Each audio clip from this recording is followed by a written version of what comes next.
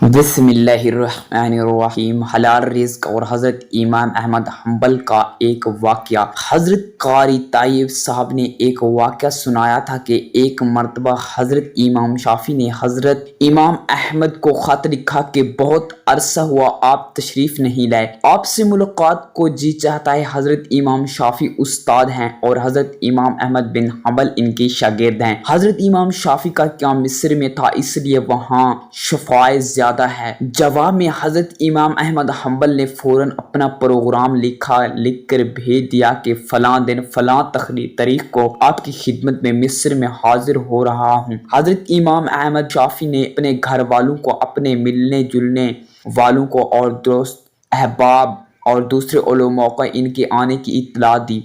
फिर इनकी दावत और इनके इस्तकबाल का ख़ुसूसी एहतमाम किया और लोगों से बताया कि अगरचे वो मेरे शागिर्द हैं मगर वो एक बड़े इमाम हैं। अल्लाह ताला ने इनको बड़ा मर्तबा अता फरमाया है। चुनाचा जिस दिन को पहुंचता था, इस दिन इमाम शाफी अपने शागिर्दों और दूसरे उलमा को लेकर इनके इस्तकबाल के लिए शहर से बाहर तशरीफ़ ले गए।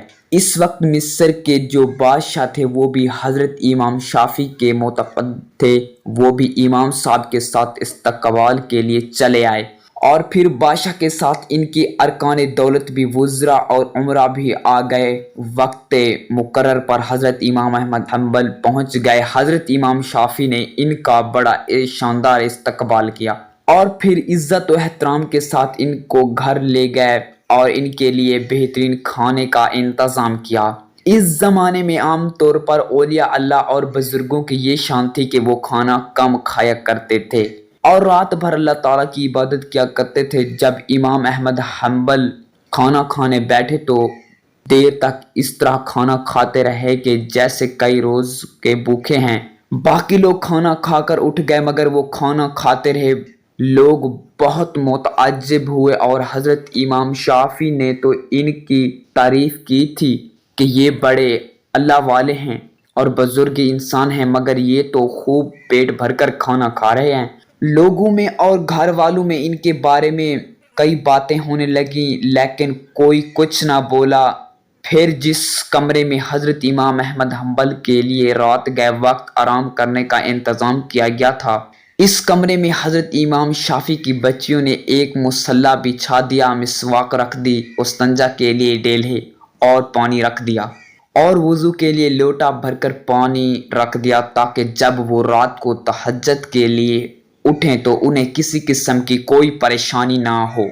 और इस ज़माने में रात को तहज्जुद के लिए उठना एक आम मामूल था। अल्लाह ताला बचाए कि आज हमारे ज़माने में ये अफसोसनाक माहौल हो गया है कि सुबह 8 बजे और 9 बजे उठना हमारा मामूल बन चुका है। इस ज़माने में तो आम लोग भी तहज्जुद की नमाज पढ़ा करते थे और क़याम अल-लैल हुआ करते थे। जो उलमा और सुलह थे वो रात के वक्त इबादत किया करते थे। अल्लाह ताला हम सबको भी तहज्जुद पढ़ने की तौफीक अता फरमाए। बहरहाल हज़रत इमाम अहमद हम्बल ने रात को इस कमरे में आराम किया और सुबह उठकर फजर की नमाज पढ़ने चले गए। जैसे ही वो नमाज के लिए निकले तो हज़रत इमाम शाफी की बच्चियां इस कमरे में आ गईं तो वहाँ देखा कि पानी का लोटा वैसे का वैसा पानी भरा हुआ है, ना मिसवाक इस्तेमाल हुई, ना डेली इस्तेमाल हुए और ना वज़ू के लिए पानी इस्तेमाल हुआ। सब कुछ जैसा था वैसा ही रखा हुआ है। अब इनके दिल में ये शुबा हुआ कि शायद रात को चूंकि ज़्यादा खा लिया था इसलिए तहज्जुद के लिए आँख नहीं खुली।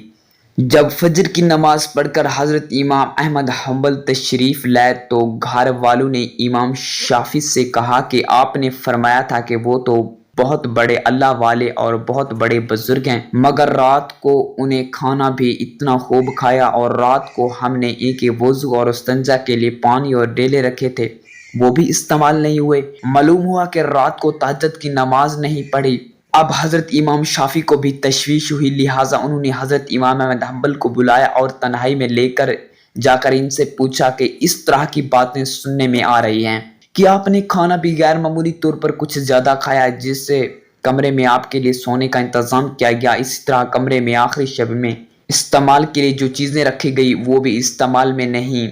क्या बात हुई है? आप पहले तो ऐसा नहीं किया करते, क्या यहाँ से जाने के बाद आपके मजाज में कुछ तब्दीली आ गई है? حضرت امام احمد حنبل نے فرمایا کہ حضرت میرے بارے میں جو باتیں ہو رہی ہیں وہ درست نہیں، بلکہ بات کچھ اور ہے۔ بات دراصل یہ ہے کہ میں جس وقت کھانا کھانے کے لیے آپ کے دسترخوان پر پہنچا، وہ جس وقت میں نے کمرے میں قدم رکھا تو میں نے دیکھا کہ کھانا کے حلال و طیب ہونے کی وجہ سے وہ کمرے نور سے چکچاکو چبند ہو رہا ہے، اور دیکھا کہ آسمان سے لے کر اس دسترخوان تک انوار کی بارش ہو رہی ہے۔ جب میں نے یہ دیکھا کہ آسمان سے لے کر دسترخوان پر انوار کی بارش ہو رہی ہے، میں نے یہ صورتحال دیکھی تو میں نے سوچا کہ شاید اس سے زیادہ حلال اور طیب کھانا مجھے زندگی میں نہیں ملے گا، لہٰذا جتنا زیادہ اس کھانے کو کھایا جا سکے کھا لیا۔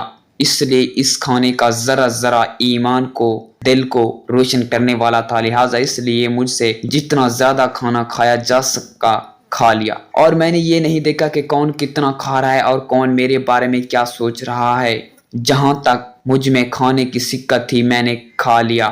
حلال کھانے سے بد ہضمی بھی نہیں ہوئی۔ پھر کھانے کے بعد عشاء کی نماز سے فارغ ہو کر جب میں اس کمرے میں پہنچا جہاں آپ میرے لیے آرام کا انتظام کیا، اور جب میں سونے کے لیے لیٹا تو مجھے نیند نہ آئی، لہٰذا میں نے قرآن و حدیث کے بارے میں غور کرتا رہا، اور صبح کا وقت ہو گیا اور نماز پڑھ کر فارغ ہو گیا ہوں، اور ساری رات نماز پڑھتا، اور مجھے جو آپ نے میرے استعمال کے لیے چیزیں رکھی اس کی ضرورت ہی نہیں پڑی۔ حاصل واقعی ہمارے اندر جو دین کا جذبہ نہیں ہے اور دین کی طرف میلان نہیں ہے، اللہ تعالی ہم سب کو حلال اور طیب روزی عطا فرمائے اور حرام غذا سے ہم سب کی حفاظت فرمائے، آمین ثم